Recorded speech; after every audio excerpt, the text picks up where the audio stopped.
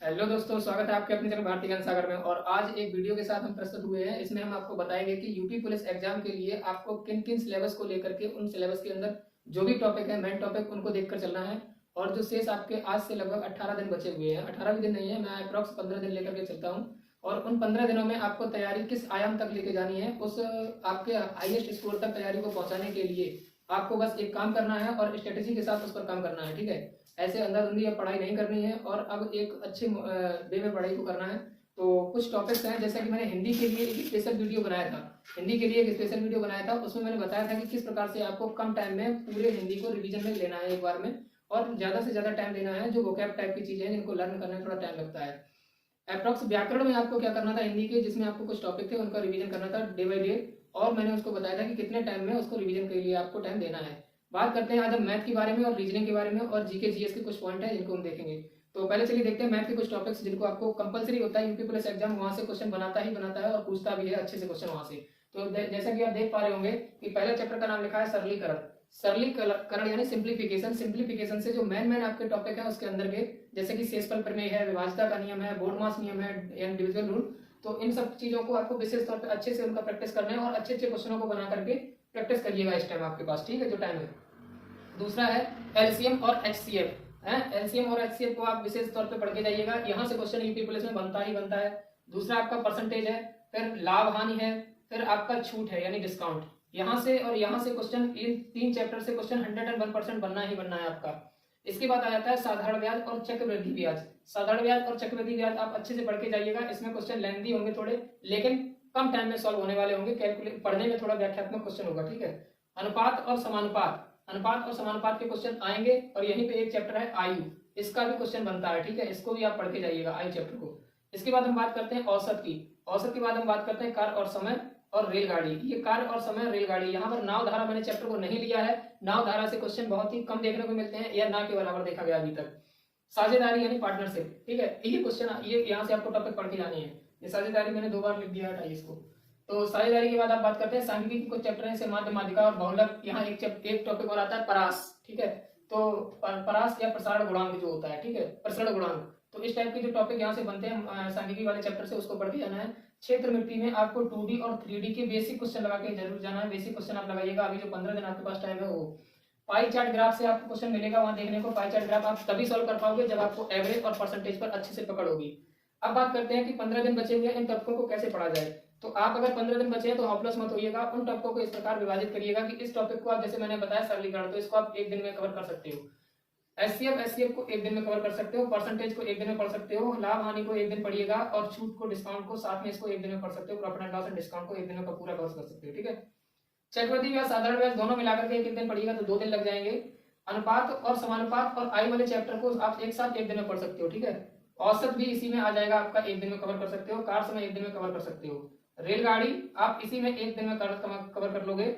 और इसी के साथ पार्टनरशिप के क्वेश्चन, जो अच्छे वाले क्वेश्चन है, उनको आप लगाइएगा, एक दिन में कवर कर लोगे। माध्यमाधिका बहुलक एक दिन में कवर हो सकता है।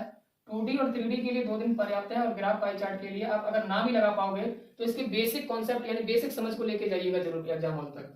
टोटल काउंट करिएगा 1 2 3 4 2 6 7 8 9 10 11 12 13 14 15, यानी 15 चैप्टर 15 दिन मैथ खल्लास। और यहीं से आपको लगभग 20 से 18 क्वेश्चन जो भी आते हैं आपके यूपी पुलिस एग्जाम में, वो देखने को मिल जाएंगे। ठीक है, ये मैं क्वेश्चन की बात कर रहा हूँ। और अगर आपने इतने चैप्टर तैयार किए हैं मैथ में तो 101% मैं गारंटी देता हूँ यहाँ पर 101% आपके मैथ में पूरे के पूरे क्वेश्चन आपको देखने को मिलेंगे इन्हीं चैप्टर से। जिस दिन आप पेपर देके आइएगा, वीडियो को उस दिन मिला लीजिएगा। बात करते हैं अगले टॉपिक रीजनिंग की। तो रीजनिंग के जो टॉपिक थे मैंने आपको बताया था, रीजनिंग के भी कुछ इंपोर्टेंट टॉपिक हैं। जैसे कि अभी हमने मैथ के कुछ टॉपिक डिस्कस किए, तो जिसने अभी वीडियो देखी है वो पीछे जाकर पूरा वीडियो देख सकता है। रीजनिंग के टॉपिक क्या क्या इंपोर्टेंट है। वैसे तो रीजनिंग में बहुत से टॉपिक हैं, लगभग 38 प्लस 40 टॉपिक है, लगभग 40 टॉपिक है। लेकिन उन टॉपिकों से मैंने ये छाट के क्वेश्चन, छाट के जो टॉपिक लिखे हैं, ताकि आपको कम टाइम में किन टॉपिकों पर ज्यादा ध्यान देना है, जहां से मोस्टली क्वेश्चन बनते ही बनते हैं। और एक नहीं, लगभग 2 क्वेश्चन 3 क्वेश्चन यहाँ से बनते हैं, क्योंकि रीजनिंग का वेटेज आपको भी पता है, यूपी पुलिस एग्जाम बहुत अच्छा रोल निभाती है। तो अगर हम बात करते हैं कि कथन निष्कर्ष, कथन निष्कर्ष पे आपको बहुत अच्छी सी कमांड होनी चाहिए। पूर्व धारणाएं, कार्रवाइयां, न्याय निगमन, कथन व तर्क।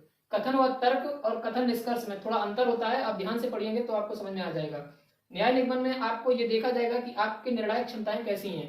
कार्रवाइयां में आपको ये देखा जाएगा कि आप किस प्रकार से कार्रवाई को लेते हैं, यानी कार्रवाई किस प्रकार से आप करेंगे। यदि आप किसी जिले के मुख्यमंत्री होते हैं, या किसी जिले पे आप डीएम होते हो जिला लेवल पर, या आप किसी स्कूल के प्रिंसिपल हैं तो, या आप कहीं के पुलिस में किसी अधीक्षक वगैरह है पोस्ट पर, तो आपकी क्या क्या कार्रवाइयां आप करेंगे वहां पर। ठीक है, तो ऐसी आपको सिचुएशन दे दी जाएगी, उसमें पूछा जाएगा, या छोटे मोटे कोई पहेली टाइप के पूछ लेता है।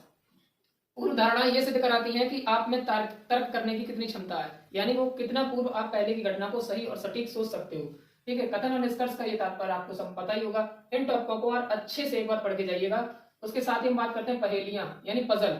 पजल का मतलब होता है, इतना लंबा पजल नहीं यहाँ पे दिया जाएगा यूपी पुलिस एग्जाम में, क्योंकि बैंकिंग और यूपी ट्रिपल एससी वीडियो ग्राम विकास अधिकारी जैसे एग्जाम में पजल का बहुत अच्छा रोल होता है, और वहां पर क्वेश्चन लगभग 5 क्वेश्चन पूछे ही जाते हैं। तो यहाँ पर ऐसा नहीं होगा, हो सकता है एक पजल दे दे, 2 दे दे, या एक भी ना दे, लेकिन पजल आपको पढ़ना ही है, क्योंकि पजल कहीं ना कहीं इन चीजों से रिलेट करके ही बनता है, और जिसकी पजल अच्छी होगी वो रीजनिंग भी अच्छी से कर लेगा, यहाँ तक मेरा मानना है।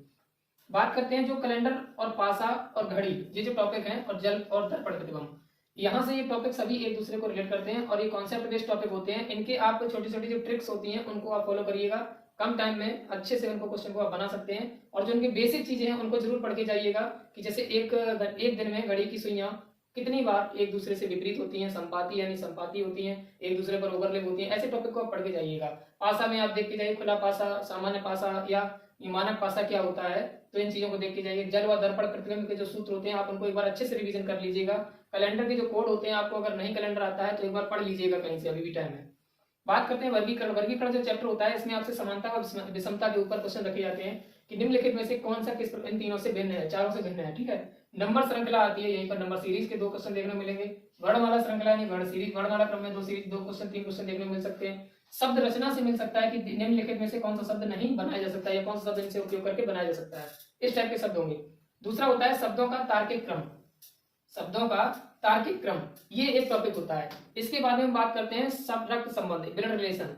ब्लड रिलेशन के बाद में हम देखते हैं दिशा व दूरी, यानी इसमें हम देखते हैं दिशा परीक्षण, जो टेस्ट होता है दिशा परीक्षण। ठीक है, तो ये एक टॉपिक है दिशा परीक्षण, और एक है रक्त संबंध, और ये कैलेंडर, पासा, दर्पण और जल प्रतिबिंब, घड़ी। ठीक है, वर्गीकरण में आ जाए श्रृंखला, वर्णमाला श्रृंखला, शब्द रचना, शब्दों का तार्किक क्रम। ये सभी टॉपिक एक दूसरे से कहीं ना कहीं छिपे हुए होते हैं, और इनका कोई भी एक दूसरे से तालमेल नहीं खाता है, इनको पढ़ना ही पड़ता है। ठीक है, इसके बाद हम बात करते हैं कागज कटिंग, छिपी आकृति, आकृति गिनना, यानी त्रिभुज कितने हैं, ठीक है, वर्ग कितने हैं, आयत कितने हैं, या और भी कुछ पूछ सकता है, रेखाएं कितनी हैं, और आकृति की पूर्ति, यानी कौन सी आकृति आगे आने वाली आकृति की पूर्ति करेगी। आकृतियों का निर्माण, यानी किस आकृति से मिला करके अगली आकृति का निर्माण हो सकता है, इस टाइप के क्वेश्चन। वैन आरेख, वैन आरेख, तो इनसे ये क्वेश्चन जो बनते हैं आपके, लगभग आपके यहाँ से 2 क्वेश्चन बन जाएंगे। यहाँ कागज कटिंग से 1 क्वेश्चन मान लो, छिपी आकृति से 1 क्वेश्चन मान लो, आकृति गिनने से भी 1 क्वेश्चन मान लो, अगर वैसे तो 2 आते हैं, 1 मान लो, आपूर्ति गिनना 1 क्वेश्चन यहाँ से। ठीक है, रक्त संबंध से लगभग 2 क्वेश्चन, एक साधारण सा पूछा जाएगा, एक आपसे सीरीज टाइप का पूछा जाएगा। दिशा परीक्षण से भी लगभग 2 क्वेश्चन बनने के चांस रहते हैं। वर्गीकरण में समानता विषमताओं, तो यहाँ से क्वेश्चन, नंबर श्रृंखला से लगभग 3 से 4 क्वेश्चन बन जाते हैं। वर्णमाला श्रृंखला से 2 से 4 क्वेश्चन यहाँ बन जाते हैं। शब्द रचना से 1 क्वेश्चन या 2 बनते हैं। इसी प्रकार शब्दों का तार्किक क्रम है, तो यहाँ पर भी 1 से 2 क्वेश्चन बन जाते हैं। कैलेंडर से 1 क्वेश्चन की संभावना है, पासा से 1 से 2 क्वेश्चन संभावना है, जल प्रतिबिंब और दर्पण प्रतिबिंब से भी 1 क्वेश्चन बनने की संभावना रहती है। घड़ी से 1 क्वेश्चन पूछ ले, ना पूछ ले तो वो भी ना पूछे। पहली से 1 या 2 क्वेश्चन बन सकते हैं। कथन निष्कर्ष से लगभग 2 क्वेश्चन, पूर्व धारणाओं से लगभग 2 क्वेश्चन, कार्रवाइयों से 2 क्वेश्चन, न्याय निगमन से 2 क्वेश्चन, और कथन और तर्क से 2 क्वेश्चन। 2 2 4 2 6 2 8 2 10 2 12 13 14 15 16 17 18 19 20 18 19 4 23 23 और 3 26 1 27 28 29 30 31 32 33 34 35 36 37 38 39 40 41 42 43 लगभग मोस्टली हार्डली यहाँ से 45 क्वेश्चन आप आराम से निकाल के ले जाओगे इन टॉपिकों से। और इन 45 क्वेश्चनों को तैयार करने के लिए आपको इतना टाइम जो है आपके पास अभी उतना सफिशिएंट है। कथन निष्कर्ष और पूर्व धारणाएं, कार्रवाइयां, न्याय निगमन, कथन तर्क, और इनको पढ़ने के लिए आपको 1 दिन काफी है। 1 दिन आप नहीं दे सकते हो तो आप 2 दिन में कवर कर लिए इन चीजों को। पहेली तथा पजल के लिए 1 दिन काफी है। कैलेंडर, पासा, जलपण और जल प्रतिबिंब और दर्पण प्रतिबिंब, इसके लिए भी आपके पास 1 दिन होना काफी है वैसे तो, लेकिन मैं मानता हूँ आप 1 दिन में कैलेंडर पढ़िएगा, 1 दिन में पासा पढ़िएगा, 1 दिन में घड़ी पढ़िएगा। और जल और दर्पण प्रतिबिंब में ज्यादा टाइम नहीं लगता है, 20 मिनट का टॉपिक होता है। कोई भी सूत्र याद कर लीजिएगा, वो वहां से आप कवर कर सकते हो, लगभग किसी के साथ में कवर कर लोगे, चाहे घड़ी के साथ पढ़ो चाहे किसी के साथ, टाइम निकाल लीजिएगा। यहाँ सीरीज में आपको करना क्या होता है, इनकी आप मोस्टली ज्यादा से ज्यादा क्वेश्चन प्रैक्टिस करिएगा। जितना आप क्वेश्चन लगाएंगे उतनी ही अच्छी इन पे पकड़ हो जाएगी, और जितनी अच्छी आपकी क्वेश्चन लगाने से प्रैक्टिस से पकड़ होगी वही आपका आगे जाकर के हेल्प करेगा। इसके बाद में हम बात करते हैं नंबर श्रृंखला के क्वेश्चन लगाएंगे, वर्णमाला श्रृंखला, शब्द रचना के कार्यक्रमों के। इनकी कोई ट्रिक नहीं होती, कोई लॉजिक नहीं होती है, बशर्ते आपको जो भी कॉन्सेप्ट हो पता हो उन्हीं को आप घुमा फिरा कर इधर उधर रख के आंसर को निकाल सकते हो। रक्त संबंध आपको अच्छे से एक बार पढ़ लेना है और दिशा परीक्षण को एक बार अच्छे से पढ़ लेना है। इन दोनों टॉपिकों को आप एक एक दिन में कवर कर सकते हो। कागज कटिंग, छिपी आकृति, आकृति गिनना। आकृति गिनना टॉपिक एक दिन में आप खत्म करिएगा। आकृतियों का निर्माण भी और छिपी आकृति, कागज कटिंग, ये सभी टॉपिक आप एक दिन में पढ़िएगा, तीन के तीनों टॉपिक, ठीक है, ये एक दिन में। आकृति की पूर्ति और आकृति गिनना, ये टॉपिक आप एक दिन में कवर कर सकते हो आराम से, ठीक है। वैन आरेख से आप एक दिन में कवर कर सकते हो। तो 1 2 3 4 5 5 5 5 5 और ये लगभग आपके 2 दिन यहाँ से आप कवर कर लीजिए। एक दिन यहाँ 5 1 6 1 7 और 1 8, ये दोनों मिलाकर के एक 9वां दिन, ये 10वां दिन ये हो गया, 11वां दिन ये हो गया, 12वां दिन ये हो गया, 13 और 2 15, टोटल आपके 15 दिन हो गए। और 15 दिन से मुझे नहीं लगता आपके ज्यादा दिन लगेंगे इस टॉपिक को पढ़ने में। और 15 दिन आपको कैसे पढ़ना है वो भी ध्यान रखिएगा। पर डे आपको जो भी टॉपिक लीजिएगा 2 से 3 घंटे आपको दीजिएगा उस टॉपिक को, और 2 से 3 घंटे में ऐसा कोई टॉपिक नहीं है इनमें से जो आपसे ना बने, ठीक है। और आशा करते हैं कि टॉपिक सभी समझ में आ रहे होंगे आपको, कोई भी ऐसा नहीं जो बाउंस ऑफ हो रहा हो आपसे, ठीक है। और अगर पहले से थोड़ा बहुत पढ़ा है तो आपको ये टॉपिक अच्छे से आने चाहिए। नहीं आते तो अभी भी आपके पास जो मैंने टाइम बताया है, जिस स्ट्रेटेजी से बताया उस स्ट्रेटेजी अगर आप फॉलो करते हो तो जल्दी 15 दिनों में आप इनको कवर कर लोगे और 45 प्लस क्वेश्चन आपके रीजनिंग में सही होने की संभावना बन जाएगी। क्वेश्चन की बात कर रहा हूँ, नंबर की नहीं। अगला टॉपिक हम बात करते हैं यूपीजी के और स्टैटिक्स के कुछ क्वेश्चन।